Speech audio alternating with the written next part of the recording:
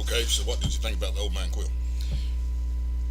Well, I read the first two issues of it, and I know you're kind of jumping in late on it at issue number three, but during the first couple of issues, it showed how he kind of wound up in the situation that he's in with the Church of Universal Truth, kind of outflanking him in a battle and sneaking around behind him and destroying an entire planet where his wife and kids were and everything. Now he's back on Earth, and with the rest of the Guardians of the Galaxy, and he's got a lot of baggage that he's carrying around, shall we say? Yeah, I'll tell you, it's my first time reading it. It seemed like a pretty good book. Just starting with midpoint, I guess you'd say. Um, the premises behind it was pretty good. The artwork was good. But now, I noticed that some of the heroes wasn't heroes. Yeah, they were in that particular universe, shall we say, of Marvel Comics. Most of the heroes have already been killed. Okay. They've been eliminated, and the ones that hadn't been eliminated are in hiding. The Old Man Hawkeye series before this one was, I've got to say, that was my favorite Marvel book of probably the last 5 years. And the way that they've set everything up with it is the villains took over the world and broke it up into different sections, different regions that they were all in control of. And now he's in Red Skull's or Doctor Doom's Yeah, yeah. area. Well, not to give away a bunch, but they had Taskmaster on there, one of my favorite villains. Um, I was glad to see he was there and not a duplicate. Then I saw one of my favorite Marvel characters die in front of me, and like I say, I won't give away spoilers, but then you realize, oh no, he's just somebody that's dressed up. Yeah, yeah, because the villains get a real kick out of dressing ordinary people up that go against their will and putting them in. But what got me that it seemed that the Taskmaster thought Quill was one of the people that was dressed up. Yeah, yeah, that was because, like I say, most of the superheroes are either dead or in hiding. So is that saying that he snuck into that area, or he has been in space for years at this point? They didn't really realize he exists at this point. But I did like the artwork.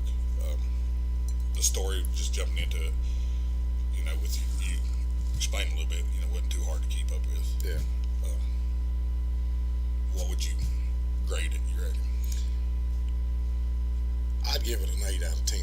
Yeah, I'm about right there. Because the storyline's been really good up to this point, and I know it's hard to jump in on issue number 3 of anything and figure out what's going on. Our tech guy's doing some kind of flipping. Yeah, now he's one finger. What are we talking about? You're going to have to say something. That's issue 4. Is it issue 4? That's issue 4. Are we up to issue 4 already? It is issue 4. Well, he said the last 3 issues. Yeah. So we'd be on 4 then. But thank you. We appreciate you watching our back. We had to bring you into it. Yeah. But anyways, like I say, it was, I enjoyed it.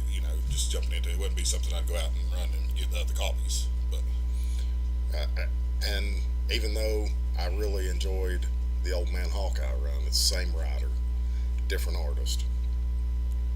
Every month for a year, I couldn't wait for that book to come out. Yeah. The Old Man Hawkeye series, because it was just that good. Yeah. It brought you into the story, wrapped you up, and then at the end, and they're trying to do the same thing with this one. You can kind of tell that they're trying to run it off the same premise. Quill's not one of my favorite characters. Never has been. But Hawkeye happens to be, and I guess that's the reason that I was more into that one than I am. What do you think that hurts that series? Is he's trying to play that one character as the same as the other, as far as the writing? No, because he's took it in a different direction. Quill has experienced the loss of his family. Hawkeye was experiencing the loss of his eyesight, and was trying to go back and take out a whole group of villains that had betrayed him in the past, which happened to be the Thunderbolts at that point in time. So.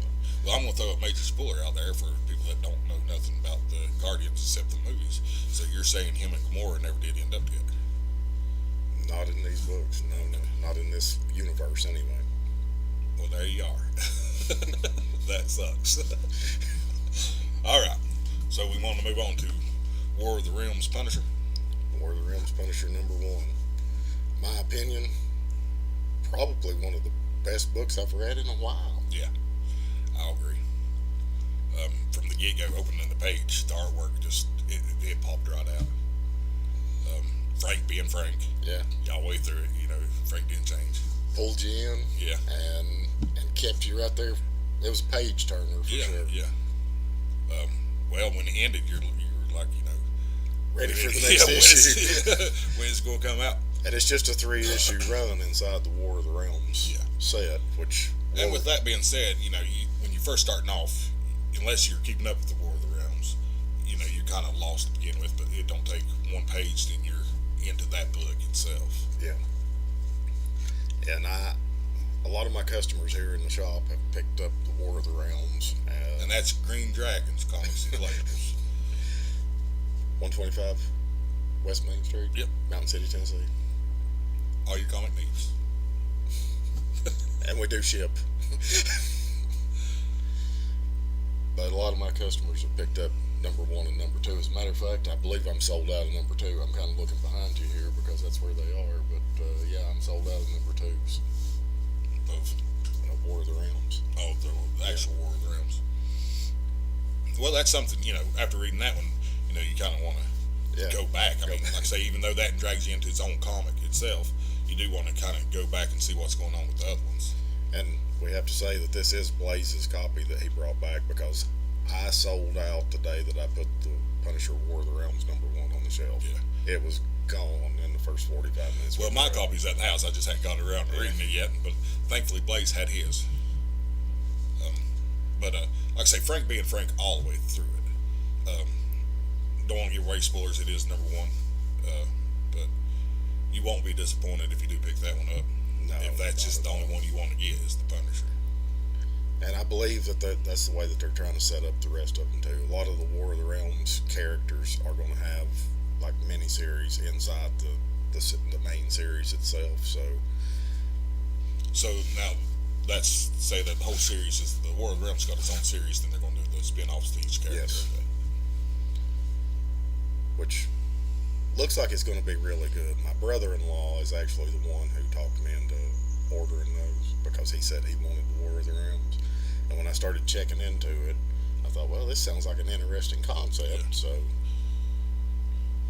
well, maybe a little bit of a spoiler, but you got Frank versus a frost giant. Yeah. I mean, the frost giant just pissed him off. Yeah. So, and that's right there on the main cover. Yeah, you can kind of see how that's going to go. So.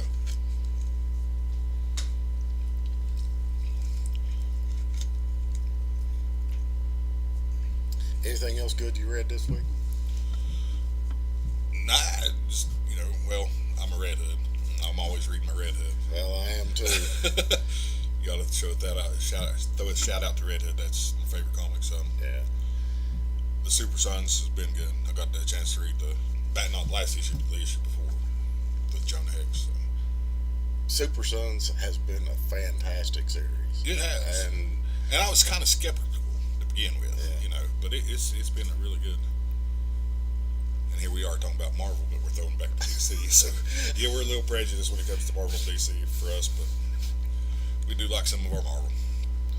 and not overly bad because I would give the Punisher a 9.5 out of 10. Oh yeah, I mean, and that's just the only reason I give it a 9.5 instead of a 10 out of 10 is because we start where the War of the Realms, I believe, #2 leaves off, and without gathering that backstory up. Well, see, in that same aspect, I'd give it a 10 out of 10 because it didn't take you no time to get caught up. Yeah, I mean, one page and you were there. Yeah. So it's worth the pickup and worth the read. The one page, you kind of got a little bit of a backstory of what might be going on. You're really not sure, but after that one page, you're into a whole different comic with Frank, and you're not really worried about what happened. No, let's just say that you get a major impression that Frank does not like the other superheroes. Yeah, yeah, and that's the first couple of the bubbles Yeah. that you would read, especially one about a magical hammer. Yeah. Yeah.